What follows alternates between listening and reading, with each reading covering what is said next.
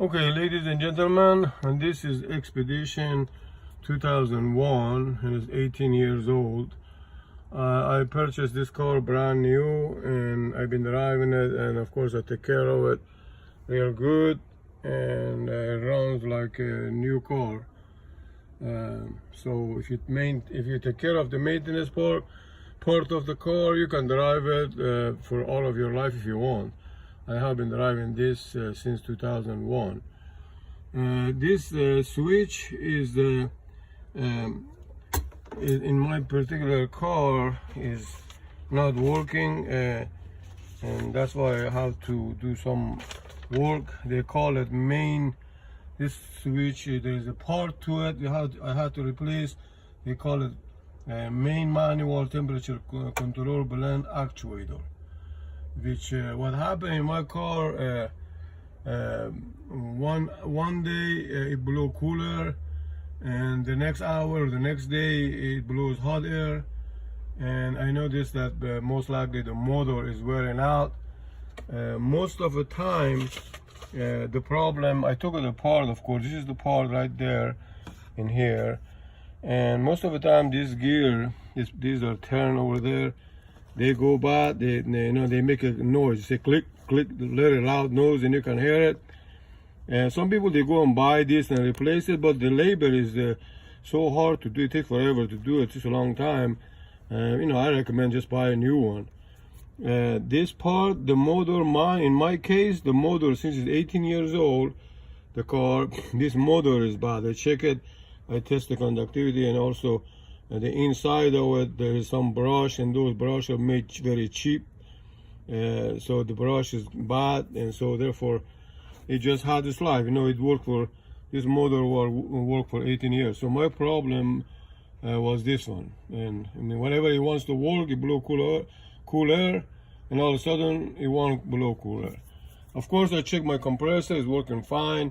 I have a rear in the back. I have a back rear units. They blow nice cool air, but this one is just the front one. Sometimes 1 hour works with the cool air, and all of a sudden it stopped working.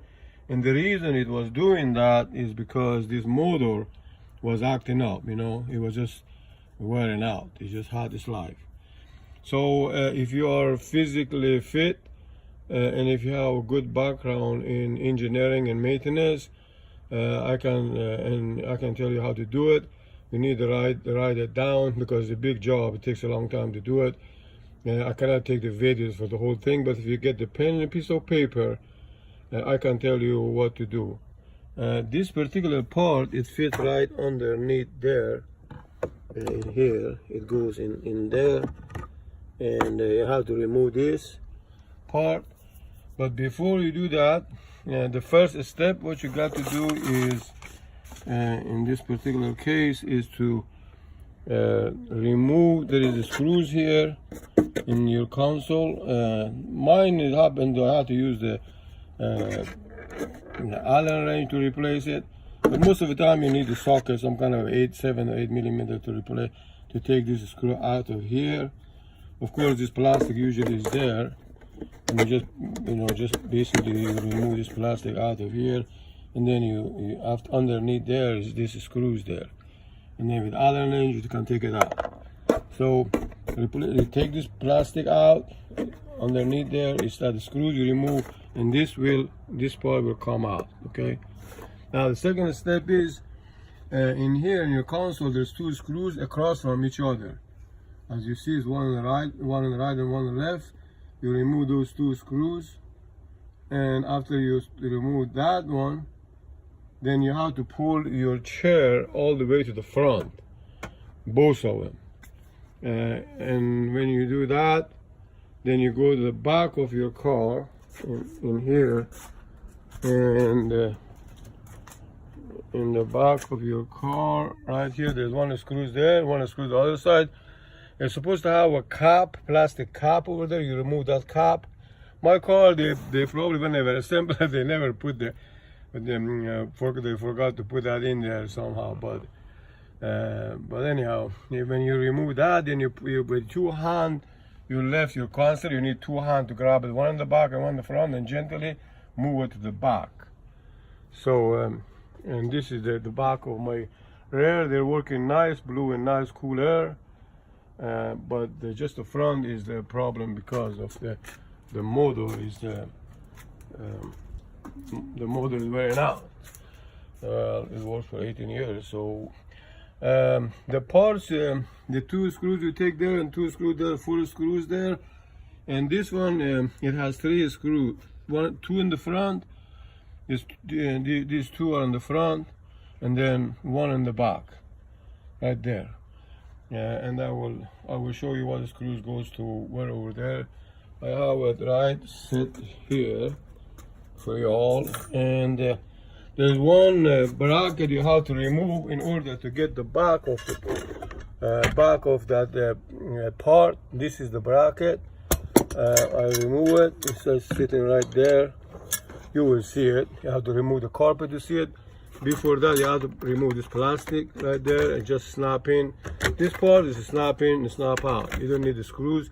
Just gently snap it out. Once you remove this, the bracket, you have to remove it in order to get the back of this part. There's screws in the back. You can't get to that without removing this particular bracket.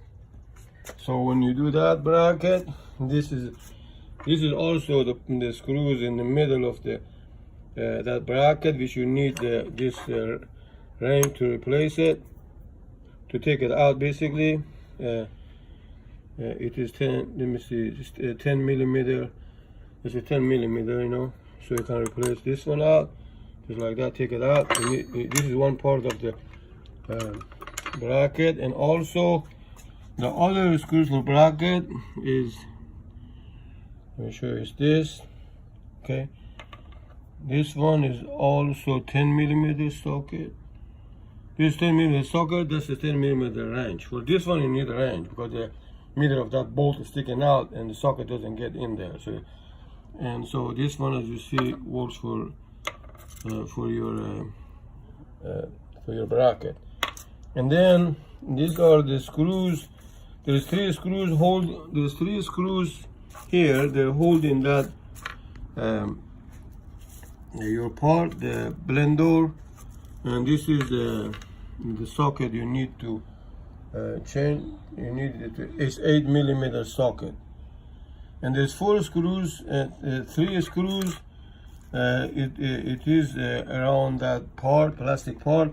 One of these screws, it goes to hold the basically the frame, and that's kind of a little bit hard to take it out. However, you need to have a wrench, flexible wrench, movable, flexible like this to get to back of it. If you don't have this part like that, you are not going to be able to remove it, because that is it's a very hard spot to replace it. And of course, there's some part of the you know, if you want, you can use this kind of a wrench to do it. It's the wrench you need is the size is 5/16, like this wrench. It's kind of even though it's made in America, it's Ford, but there are some parts you have to use metric wrench, and some part is half metric and half not metric tools. And since you have to unplug, the electricity goes to there. I unplug my battery. Anytime I have to plug and unplug anything with my engineering background, I unplug the battery. That way it won't cause any shortage. When I'm completely done with the job, then I connect my battery back. You know, I did that in the front.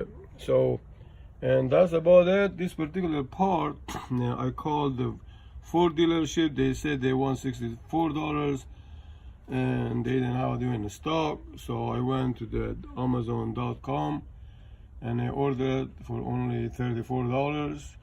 So I saved $34 in there, and they were delivered within 48 hours. I still can drive this car because the engine works. It's just the front air conditioning doesn't work, but the rear works perfect. So I still can drive it. I can wait to put the new part in there. So this is once again, my problem was the motor. Most of the time it's not the motor, it is this plastic gear. They get the crack, they break and make a loud noise, click click like that.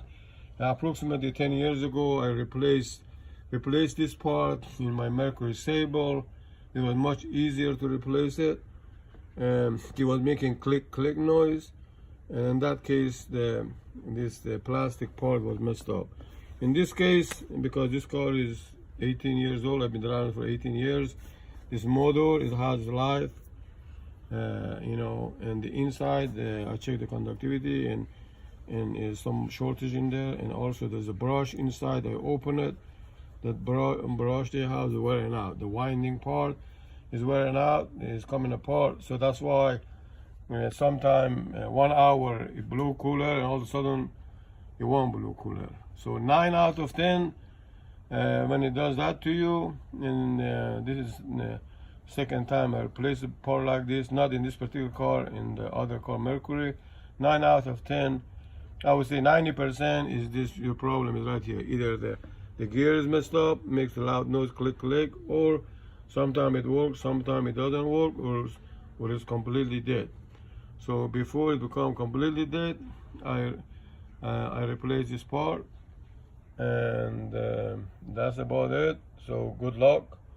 Once again, if you're not physically fit, or if you don't have a good engineering background, maintenance engineering background, I will recommend to take it to professional dealership to you know, take care of your problem. Of course, I know it costs money, but that's the best way to do it.